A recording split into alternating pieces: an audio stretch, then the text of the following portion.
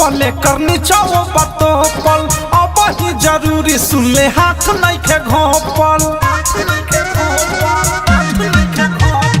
ऊपर बातो पले करनी चाहो बातो पल अब ही जरूरी सुन ले हाथ नहीं के घोपल कवनो कहे होने कवनो कहे हे ने बा कवनो कहे होने कवनो कहे ने बा तो लोकेशन चालू कर ये कर ढोरी के नेबा तो लोकेशन चालू कर ये कर ढोरी के नेबा तो लोकेशन चालू कर ये कर ढोरी के नेबा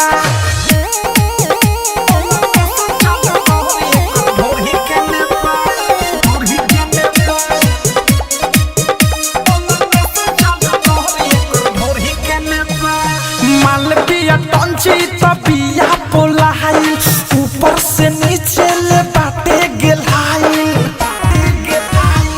मालविया टंची तबिया पोलाई ऊपर से नीचे ले बाटे गेलाई लागताटे महालई पियो रछेने बा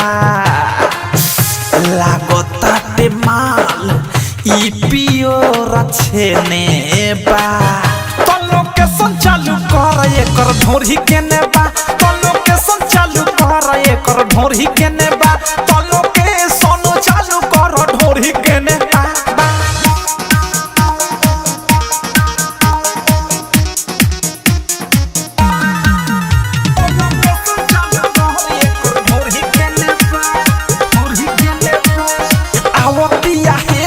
साध निशाना लहंगा में बाटे एकरा कचबे खजाना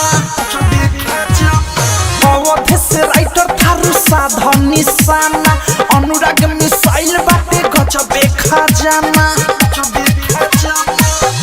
रसदार चीज देख आइल एने बा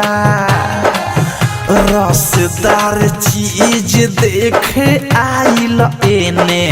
बा तो लोकेशन चालू कर एकर ढोरी के नेबा तो लोकेशन चालू कर एकर ढोरी के नेबा तो लोकेशन चालू कर ढोरी के नेबा।